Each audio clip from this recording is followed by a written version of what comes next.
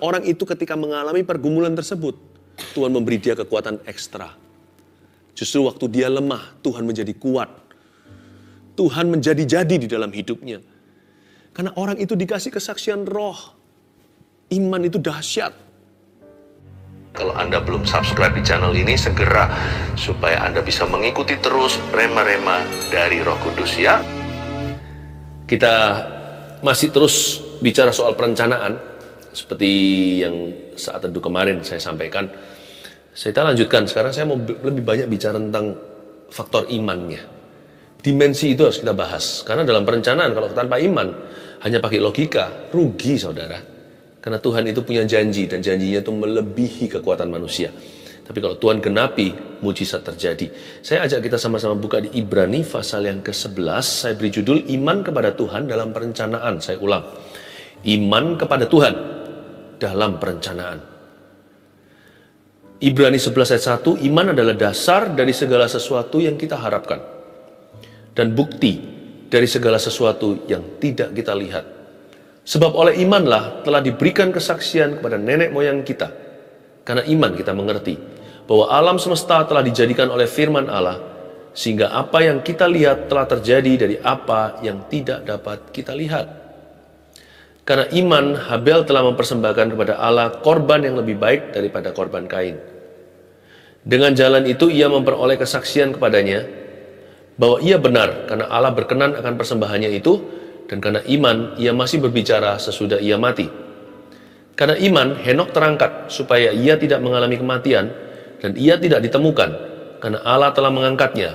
Sebab sebelum ia terangkat, ia memperoleh kesaksian bahwa ia berkenan kepada Allah. Tapi tanpa iman tidak mungkin orang berkenan kepada Allah. Sebab barang siapa berpaling kepada Allah, ia harus percaya bahwa Allah ada. Dan bahwa Allah memberi upah kepada orang yang sungguh-sungguh mencari dia. Katakan amin. Yang pertama, iman adalah dasar dari segala sesuatu yang kita harapkan. Iman adalah dasar. Jadi iman itu gak buta. Iman itu ada fondasinya. Iman itu fondasinya adalah firman. Jadi kita nggak bisa beriman dari iman. Kita beriman dari firman. Iman pun tidak boleh asal-asalan. So, faith has its reasons. Iman itu ada alasannya. Hanyalah alasan iman itu bukanlah hal-hal jasmani.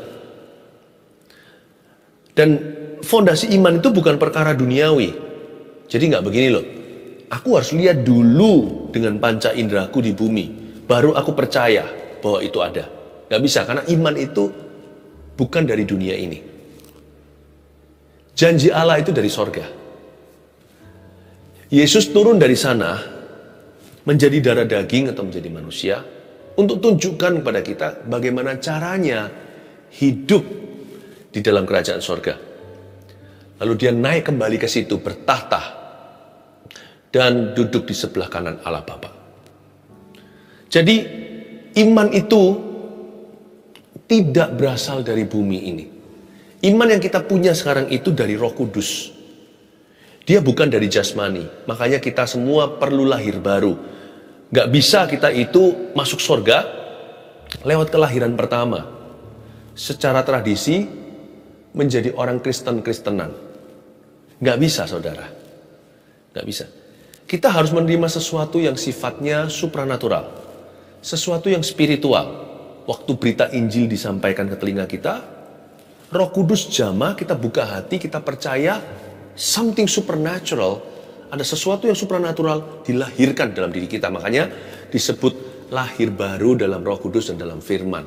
Ingat ya cerita Yesus ketemu Nikodemus. Nikodemus datang malam-malam sama dia. Orang itu sudah tua, udah umur 70 sekian. Tapi Tuhan bilang kamu harus lahir baru kalau mau masuk ke dalam kerajaan sorga. Jadi kita harus tahu bahwa kalau kita hari ini bisa percaya kepada Yesus, itu sesuatu yang luar biasa. Itu bukan sesuatu yang normal atau biasa. Karena kalau bukan karena kuasa Roh Kudus bekerja, Anda nggak mungkin bisa percaya. Iman adalah dasar. Dasar. Dan iman itu rohani. Faith has its reasons, but they are not physical nor earthly. Alasan fondasi iman itu bukan dari bumi, tapi dari firman. Dan firman ini turun dari sorga sekalipun ditulis oleh jari jemari manusia, oleh ilham Roh Kudus mereka menuliskannya. Dari kitab Kejadian, tengah-tengah Yesaya sampai Wahyu di Perjanjian Baru. Ini semua yang kita baca, cetakannya di bumi. Tulisannya pakai tinta. Ini kertas terbuat dari kayu, ya kan? Terbuat dari pohon. Maksudnya materi dasarnya itu. Materi dasarnya itu adalah tanaman. Tapi kontennya, kata-kata ini dari Tuhan. Roh Kudus yang mewahyukan.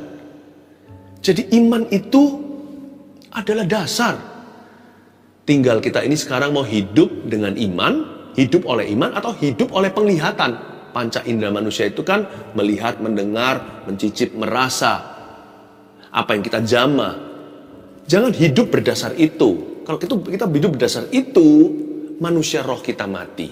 Tapi kalau kita biar izinkan iman kita dihidupi oleh firman, dan kita selalu mengingat bahwa ada Tuhan di hidup kita, dan kita isi hidup ini dengan doa, bukan hanya sekedar bekerja, melakukan tugas sehari-hari, atau kita menjalankan aktivitas di bumi, tapi kita bangun kerohanian kita. Manusia roh kita ini gak boleh mati, gak boleh kelaparan, gak boleh dibiarkan, tidak boleh diabaikan. Saya yakin iman itu akan berkali-kali menolong hidupmu. Kata-kata Yesus kepada wanita, sebagian besar perempuan yang dapat perkataan begini, terjadilah sesuai imanmu hai ibu. Pernah sekali orang lumpuh dibawa turun dari atas atap, 4 orang yang mengereknya ke bawah. Tuhan berkata, terjadilah menurut iman kalian. Itu laki-laki semua. Pokoknya berkali-kali dalam kitab Injil, iman itu menolong seseorang. Nah, imanmu pada Tuhan itu akan sangat berguna dalam hidupmu, apalagi dalam perencanaan. Gunakan iman, kasih makan iman. Jangan yang diolah hanyalah raganya, alias olahraga. Itu terbatas fungsinya. Bagus sih, sehat. Tapi iman itu sifatnya kekal. Percaya pada Tuhan itu nggak hanya berhenti sampai di bumi. Kita akan bawa ke sorga suatu hari nanti. Ini yang menyelamatkan kita dari kematian. Karena iman pada Tuhan, kita diselamatkan. Dosa kita diampuni by faith alone. Karena kita beriman kepada Injilnya. Iman adalah dasar dari segala sesuatu yang kita harapkan. Dan bukti dari segala sesuatu yang tidak kita lihat. Tidak bukti jasmani. Iman itu mendengar, timbul dari pendengaran. Kita percaya dulu saat mendengarkan firman. Kita akan melihatnya nanti. Bedalah game plan-nya. Beda cara bermainnya.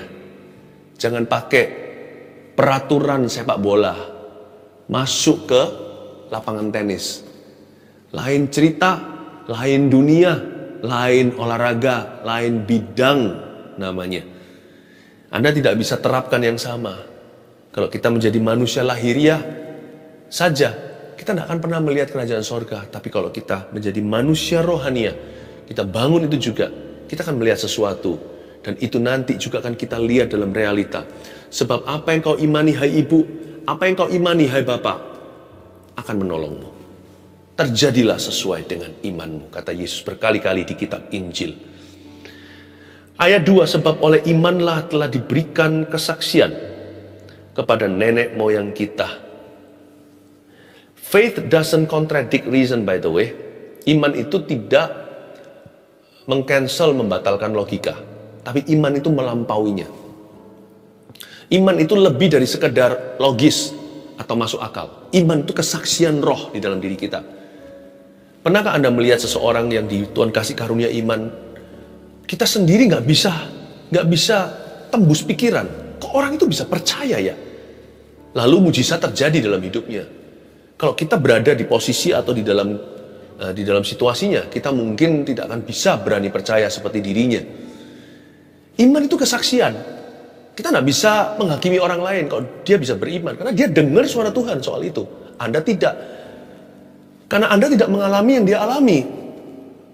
Iman itu tidak membuat orang itu jadi gila, insane, sakit jiwa, membuat orang itu nggak waras. Enggak.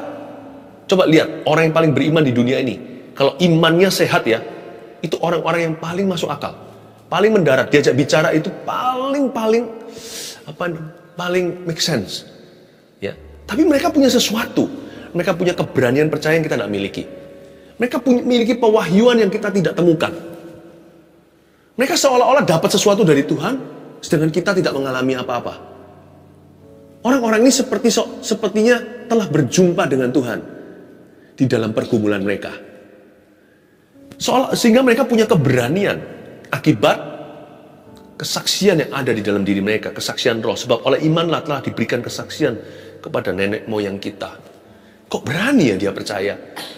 Di Kisah Para Rasul contohnya, Paulus lihat orang lumpuh dengar dia lagi sharing kan. Lalu dia melihat pada orang itu ada iman.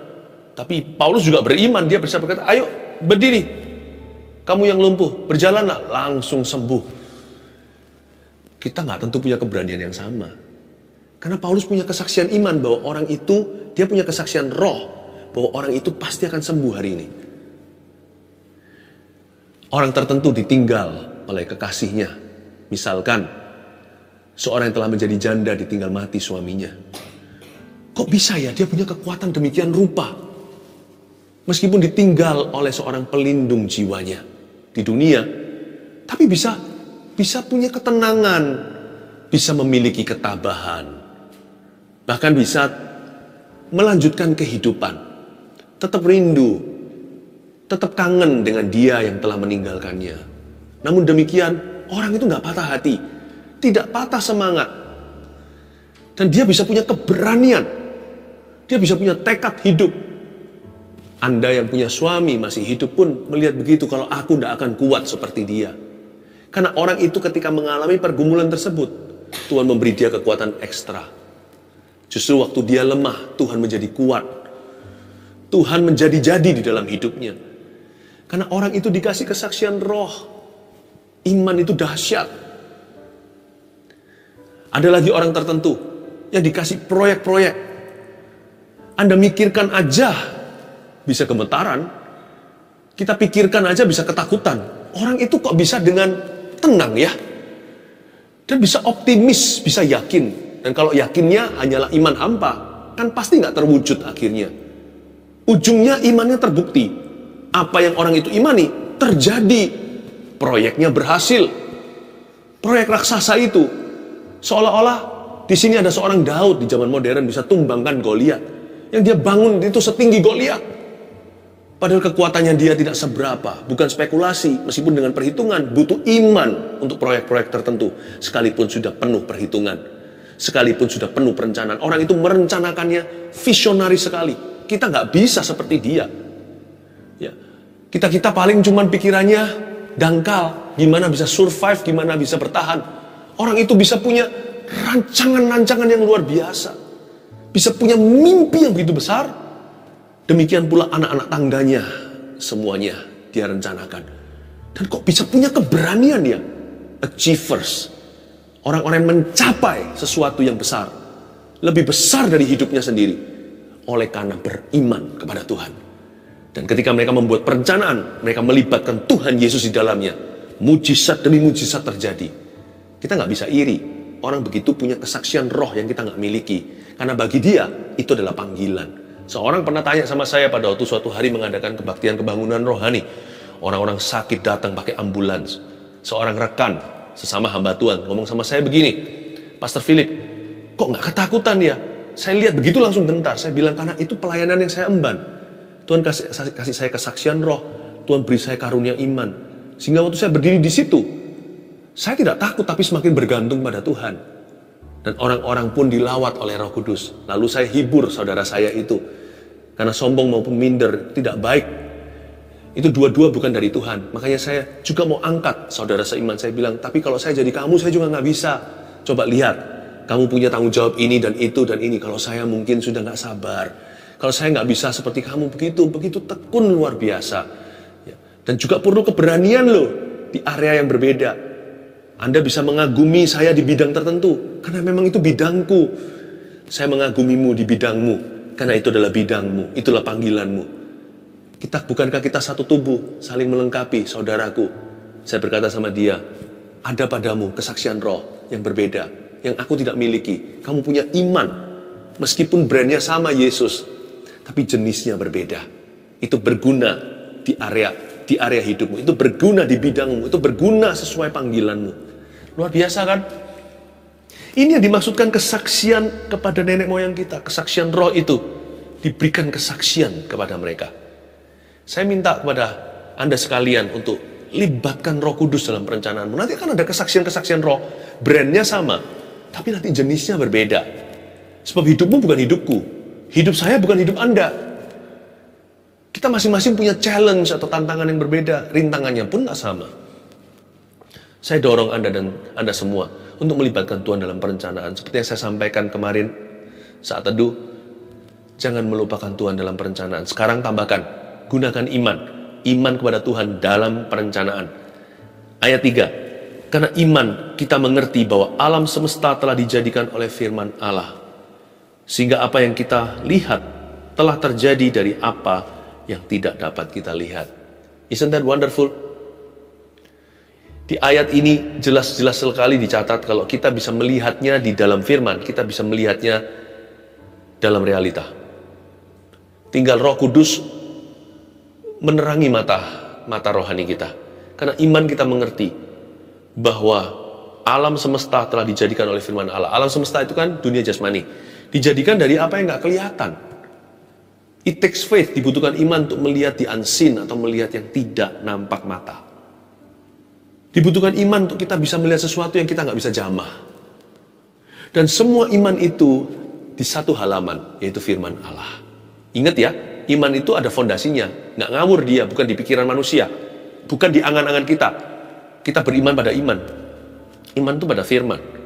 Karena itu harus kembali turn to the pages of the Bible. Dengan Roh Kudus, bawa Roh Kudus bersama gandeng tangannya.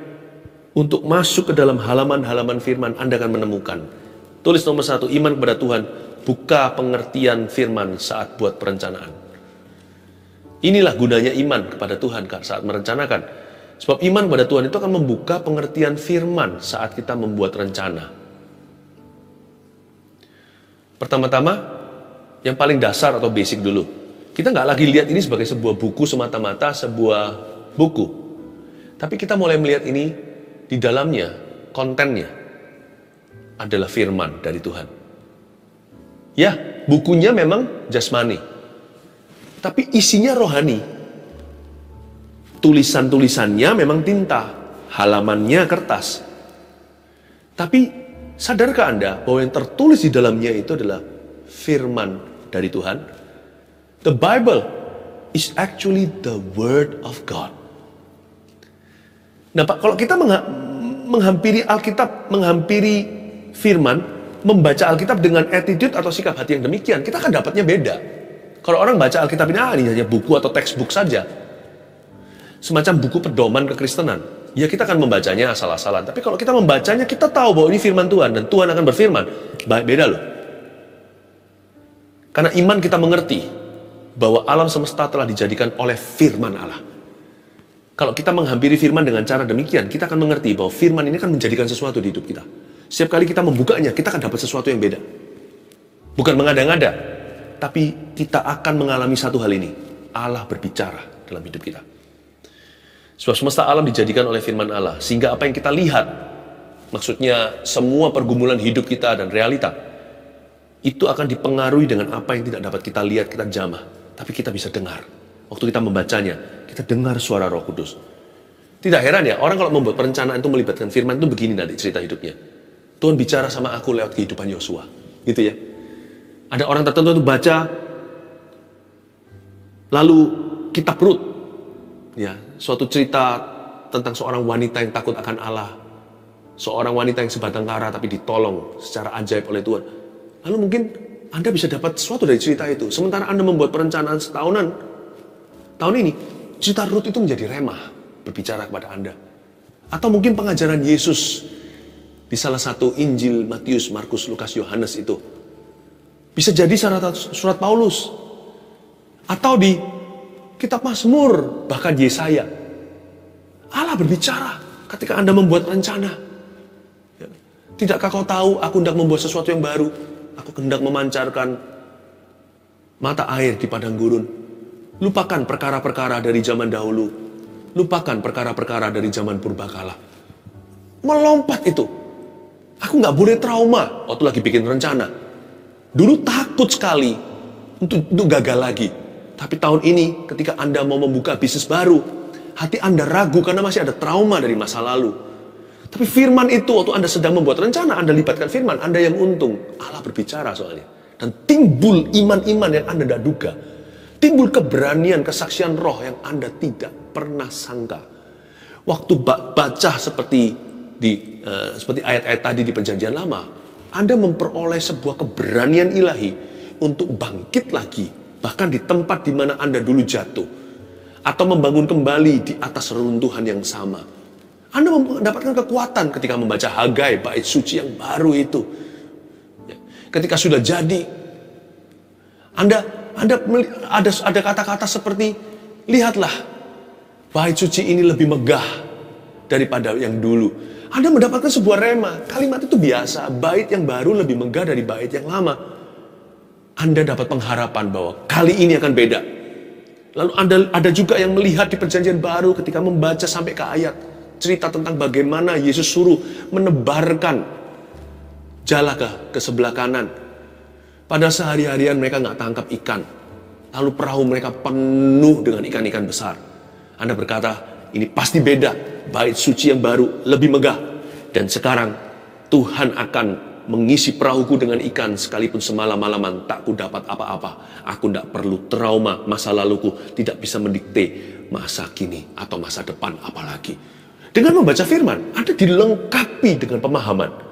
Pemahaman Tuhan, kesaksian roh pun jalan. Dan luar biasanya Anda memperoleh karunia iman untuk membangun sesuatu lagi. Sementara Anda merencanakan, hati Anda diisi dan diperkaya firman, rencana Anda jadi bagus. Rencana Anda jadi luar biasa. Dituntun sama yang maha kuasa. Libatkan firman. Bukankah itu poin terakhir saat teduh yang lalu? Libatkan doa, libatkan firman.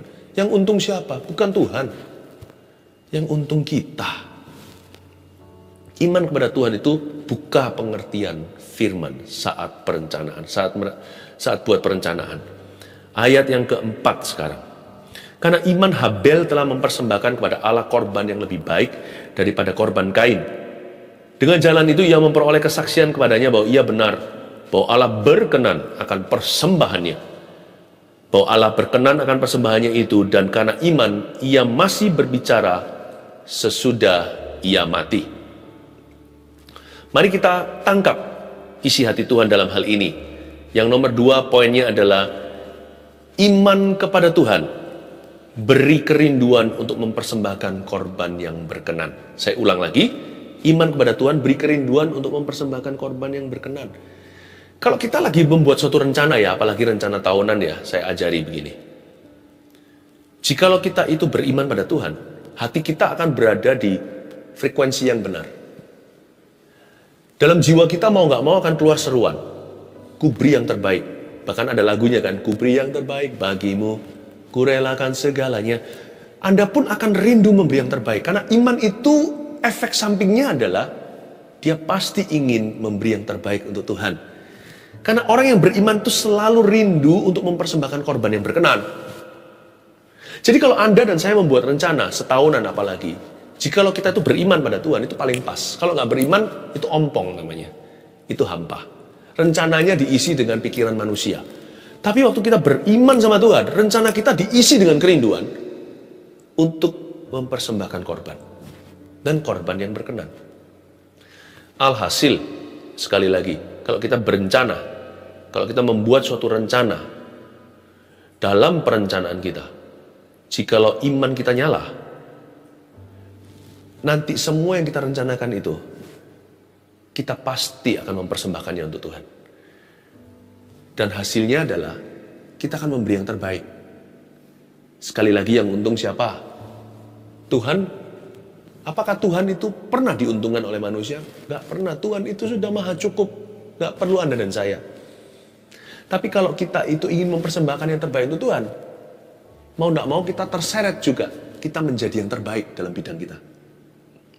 Apapun yang kita lakukan tidak lagi tergantung apakah ada sepasang mata yang sedang menyaksikan. Kita akan memberikan terbaik, ada nggak ada orang yang melihatnya, penontonku adalah Tuhan. Nanti lihat siapa yang dipromosikan di hidup ini, kalau bukan dirimu.